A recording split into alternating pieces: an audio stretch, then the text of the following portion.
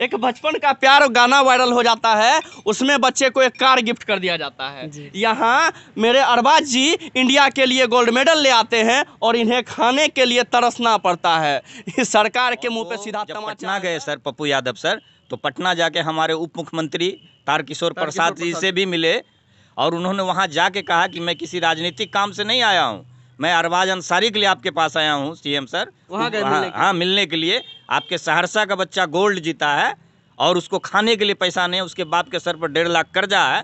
तो हमारे उप मुख्यमंत्री जी ने पप्पू यादव को कहा कि मैं सहरसा जाने वाला हूँ, मैं जाऊँगा अरबाज के घर पर। लेकिन हमारे उप मुख्यमंत्री जी सहरसा आए, 3 दिन यहाँ रहे, लेकिन मिले नहीं। तो हमसे मिलने क्यों में मैं भी पार्टिसिपेट कर सकता था अगर मैं सारा रैंकिंग खेलता तो। मुझे कोई स्पॉन्सरशिप नहीं है, कोई ऐसा फाइनेंशियल सपोर्ट नहीं है जिसके लिए मैं रैंकिंग गोल्ड लेके अब मेरा बेटा आया, आज 1.5-2 महीना हो गया, मुबारकबाद नहीं मिला मुख्यमंत्री सर का। मुबारकबाद ना पड़ेगा। एक गोल्ड मेडलिस्ट रोता है तो उसके बाप का दिल भी रोता है। नमस्कार, मैं हूं रिंकेश कुमार और आप देख रहे हैं एसएम न्यूज लाइव। मैं बात कर रहा हूं आज पैरा ओलंपिक के बारे में, हैं जो खिलाड़ी भाग लिए और खेल के देश के लिए गोल्ड मेडल ले आते हैं। मेरे साथ में अभी हैं अरबाज अंसारी जी। अरबाज अंसारी जी, अभी अभी आप गोल्ड लेके आए हैं इंडिया के लिए, है ना? आपको कहाँ, युगांडा में आपको गोल्ड मिला है। मैं आपको एक चीज़ बताना चाहता हूँ, इनसे बात करूँगा, इनसे भी आपको मिलवाऊँगा, इनके पिता हैं, इनसे भी मैं आपको रूबरू करवाऊँगा, बात करवाऊँगा। लेकिन मैं एक चीज़ कहना चाहता हूँ, हमारे देश के लिए एक लड़का गोल्ड लेके आता है, लेकिन उसका घर में अगर आपको दिखाऊँ, अभी आपको दिख भी रहा होगा या फिर मैं एडिट में डाल दूँगा, इनका घर ऐसा रहने लायक नहीं है। ये एक मेडल नहीं, ये जो साथ में आप देख रहे ब्रॉन्ज मेडल है, ये सिल्वर मेडल है, ये भी ब्रॉन्ज है, और ये गोल्ड मेडल है जो अभी आपने लाया है। मसला ये है कि एक लड़का देश के लिए इतने जुनून से खेलता है, गोल्ड लेके आ जाता है, मेडल लेके आता है, ब्रॉन्ज लेके आता है, सिल्वर लेके आता है, लेकिन उसे सरकार के तरफ से जो राशि मिलनी चाहिए, सरकार के तरफ से जो अनुदान मिलनी चाहिए, वो नहीं मिलती है। ये लड़का अभी भी पिछड़ा है, शरीर से दिव्यांग हैं आप, है ना? लेकिन इन्हें जो मिलना चाहिए वो नहीं मिल पाता है। अभी इनके पापा से बात हो रही थी, मैं अभी बात भी करवाऊंगा।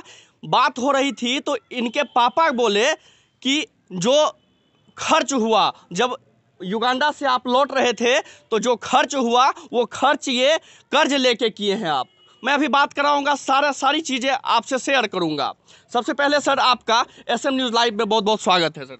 धन्यवाद सर, आप एक चीज़ बताइएगा सर, क्या स्ट्रगल रहा? सबसे पहले स्ट्रगल आप अपना बताइए। देखिए, स्ट्रगल की बात करूँ तो स्ट्रगल तो बहुत सारी चीज़ें हैं। मैं रिसेंटली की ही बता देता हूँ कि रिसेंटली जो मैं अभी टूर्नामेंट युगांडा के लिए गया था, तो उसमें मैं कहीं से कोई ऐसा मदद नहीं मिल पाया। 5,000 10,000 कुछ ऐसा होता है कि कुछ मिल जाए तो और मोटिवेशन मिलता है, बट वो भी मैं कई सालों से कर्ज लेकर के ही जा रहा हूँ। जैसे कुछ ऐसे पदाधिकारी हैं सहरसा में, जैसे अभी एक साल हुआ है उनको आए हुए भूअर्जन पदाधिकारी सहरसा के, तो वो 30,000 35,000 कुछ आसपास से ले करके डिपॉजिट करते हैं, वो मुझे हेल्प करते हैं। अच्छा। और इस बार उनका ऐसा सिचुएशन आ गया था, मुझे फाइनेंशियल मतलब फैमिली में प्रॉब्लम आ गया था, उनकी माँ का देहांत हो गया था उस टाइम, तो वो उस टाइम मदद नहीं कर पाए थे, लेकिन उनको मतलब सहानुभूति हमेशा रहती है मेरे लिए। और जो मैं इसके लिए टूर्नामेंट के लिए गया था, 1.5 लाख से ज़्यादा रुपए का खर्च हुआ, वो कर्ज लेकर जाना पड़ा। 1 रुपया भी मैं खुद से नहीं लगा पाया इस बार। पहले एक चीज़ बताइएगा अरबाज जी, आप अभी गोल्ड लेके आए हैं, ये गोल्ड आप अपने लिए लेके आए हैं या फिर देश के लिए लेके आए हैं? ये मैं देश के लिए लेके आया हूँ। नहीं, ऐसा नहीं लगता है कि, ऐसा लगता है कि आप अपने लिए लेके आए हैं। नहीं मतलब देश के लिए लेके। एक बात बताइए, ये लड़का देश के लिए लेके आता है, ये देश है और देश के लिए लेके आता है, लेकिन ये अपने लिए नहीं लेके आया है, फिर भी इसे सरकार की तरफ से अनुदान जो मिलनी चाहिए वो अनुदान क्यों नहीं मिलती है? ये सरकार से सवाल है जी। देखिए, सरकार से उम्मीद तो बहुत है। मैं 2017 में यूथ एशियन में मैं पहला सिल्वर मेडल लेके आया था। उस टाइम मैंने बहुत होप किया था कि सरकार से मुझे मिलेगी, बट किसी कारणवश पता नहीं क्या बोला उन्होंने, इसकी मुझे कोई प्राइज़ वाइज़ कुछ भी नहीं मिला। बट सरकार से एक बारी मुझे मिला था 25,000 रुपये ब्रॉन्ज मेडल का। नेशनल में मैंने 2019 में ब्रॉन्ज मेडल लाया था। अच्छा। तो उसमें वो कहाँ मिला था सर? वो पटना में ही दिया गया था, बिहार सरकार की तरफ से दिया गया था। वो ब्रॉन्ज मेडल मुझे उत्तराखंड में मिला था 2019 के नेशनल में। उसके लिए आपको 25,000। उसके लिए 25,000 रुपया कैश अवार्ड दिया गया था, जो पॉलिसी था। बट अगर सरकार की नेशनल में पॉलिसी है तो इंटरनेशनल में भी तो पॉलिसी होनी बिल्कुल चाहिए। होगी। सारे गेम में नहीं, एटलीस्ट यूथ एशियन गेम्स ऐसा बड़ा बड़ा इवेंट होता है, उसमें तो उनकी पॉलिसी होनी चाहिए। अभी रिसेंटली में मैंने 2021 में 2 मेडल लेके आए हैं। मार्च 2021 में मैंने दुबई में खेल करके ब्रॉन्ज मेडल लाया है। दुबई में? दुबई में। अच्छा। और युगांडा में अभी हाल फिलहाल में नवंबर में युगांडा में एक पैरा ओलंपिक के तहत जो होता है, पैरालंपिक कमेटी का ये इवेंट होता है, जी जी, जो BWF के अंदर सारा आता है। वो उसमें युगांडा इंटरनेशनल में मैंने गोल्ड मेडल लेके आया। तो उसमें खेल मंत्री आए थे कुछ महीने पहले। उन्होंने सहानुभूति दिया है कि बिहार सरकार की तरफ से कला संस्कृति युवा विभाग आपको एक कैश अवार्ड के तहत सम्मानित करेगी। कितना करेगी इन्होंने अभी घोषणा नहीं किया है, लेकिन वो सम्मानित करेगी। जो कब वो के आपको 29 अगस्त को खेल दिवस के दिन आपको आता है तो देखा जाएगा जी। खेल दिवस होता है। अच्छा, और भी बात करेंगे सर आपसे, लेकिन मैं एक चीज़ आपको बताना चाहूँगा। यहाँ साथ में मेरे उनके पिता हैं, क्या नाम है सर आपका? मोहम्मद निसार अंसारी। निसार अंसारी जी। अभी बात हो रही थी तो बात में इन्होंने बोला कि जब युगांडा से ये लौट रहे थे तो सहरसा में भीड़ लग गई थी, है ना? और जाहिर सी बात है, गोल्ड मेडलिस्ट के घर पर लोगों का तांता लगने लगा। लेकिन अब वो आए तो उनको चाय पिलाना है, उनको बिस्किट देनी है। ये तो हार्ट अलाउ नहीं करता है कि ऐसे जाने दे, है ना? अब उसका खर्च कैसे उठाया जाए, तो उनके बारे में ये बता रहे थे कि कर्ज लेके ये सब उन्होंने किया। एक लड़का जो देश के लिए इतना कुछ करता है और उसके पिता अभी भी कर्ज लेके लोगों को खिलाते हैं, लेकिन सरकार का नज़र इस पे कुछ नहीं है। ये सरकार के मुंह पे सीधा तमाचा है। अच्छा सर, क्या था वो वक्तव्य, एक बार बताएंगे?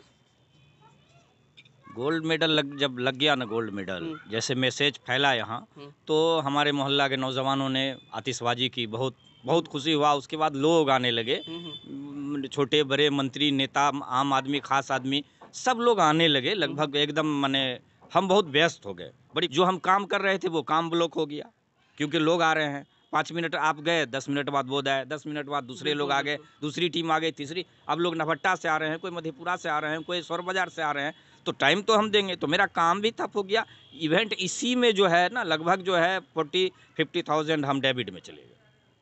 और इस उम्मीद से हमको पहले भी हमने देखा कि 17 में ये सिल्वर लाया था, सिल्वर भी दब गया, कहीं कुछ नहीं हुआ। 25,000 बिहार सरकार से मिली, वो भी सिल्वर के बदले नहीं, उस ब्रॉन्ज के बदले।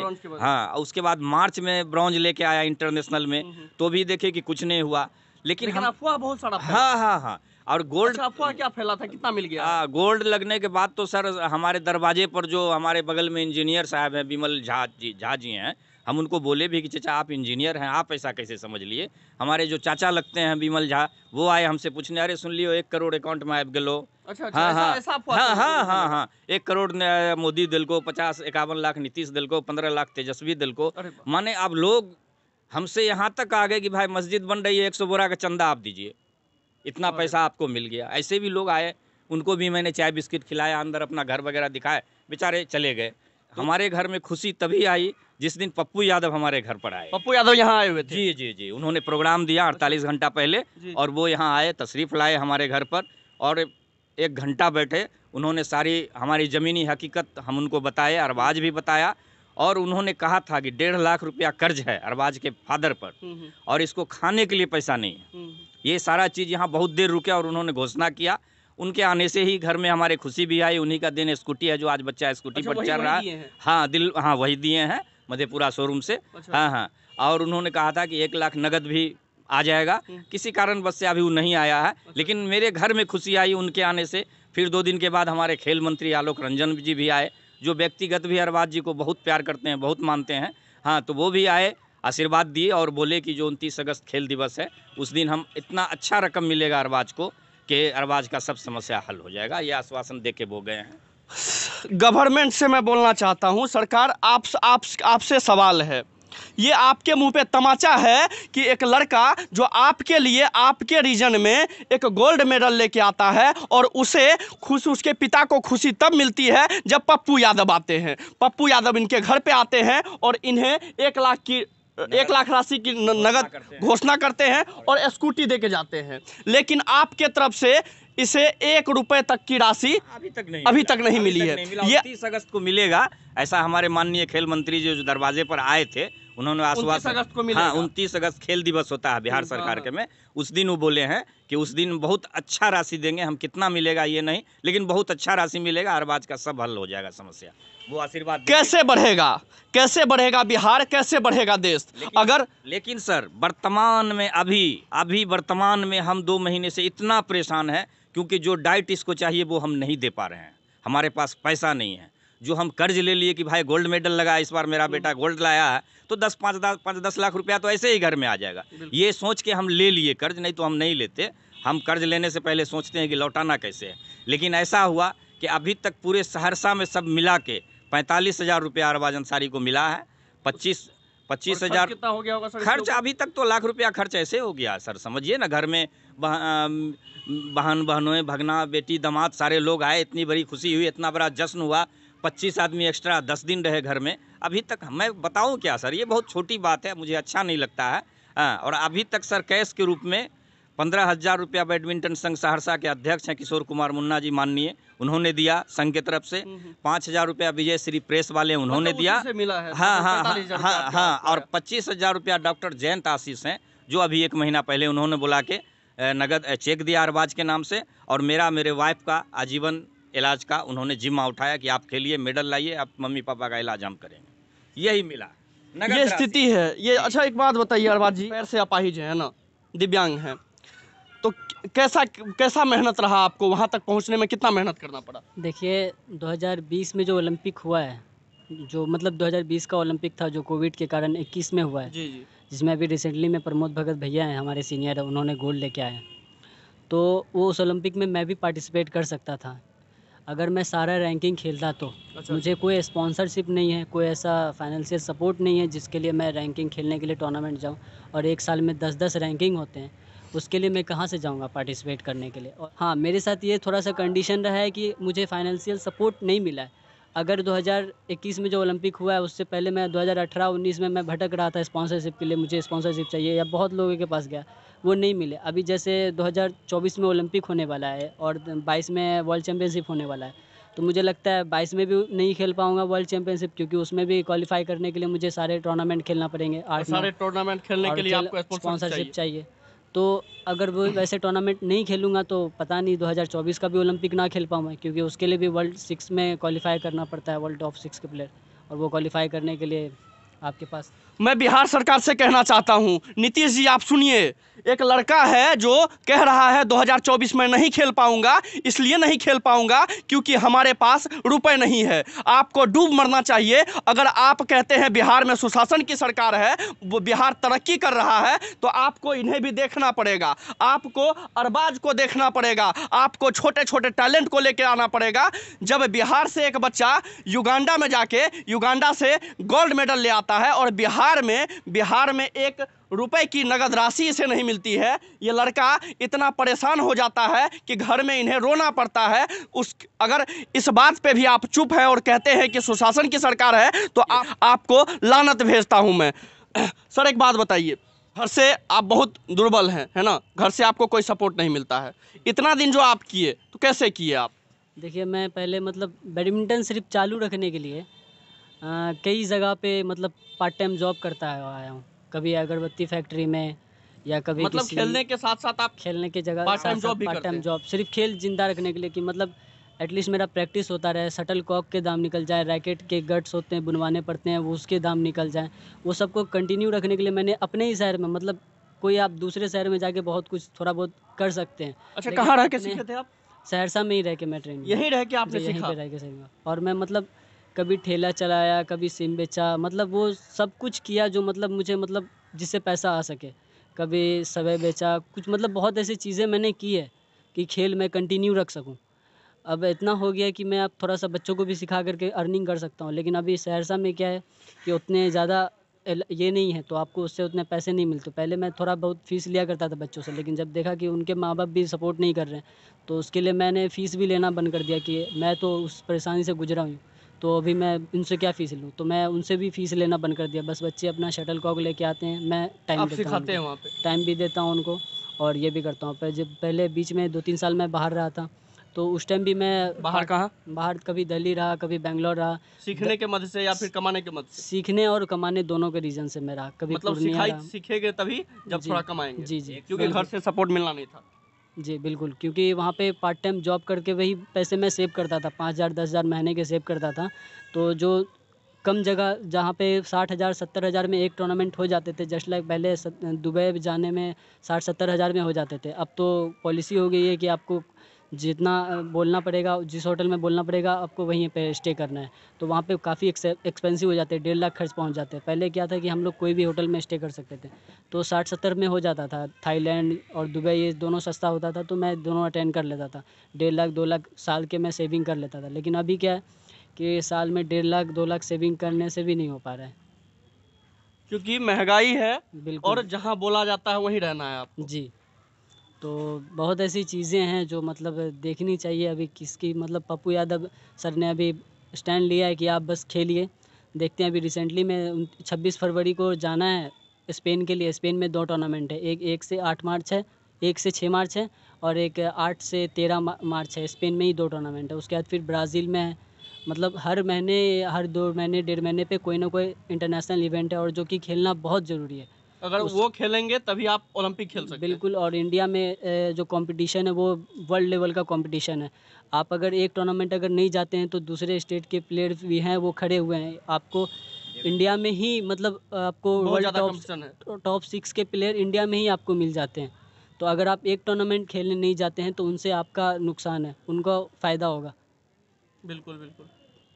अभी भी ये यहाँ की स्थिति है, ये इंडिया की स्थिति है, और मैं कहूँ तो ये बिहार की स्थिति है। बिहार में इतने अच्छे अच्छे टैलेंट हैं, लेकिन उसके बावजूद भी ये टैलेंट कैसे निखरेगा? तो इंतज़ार में है सर।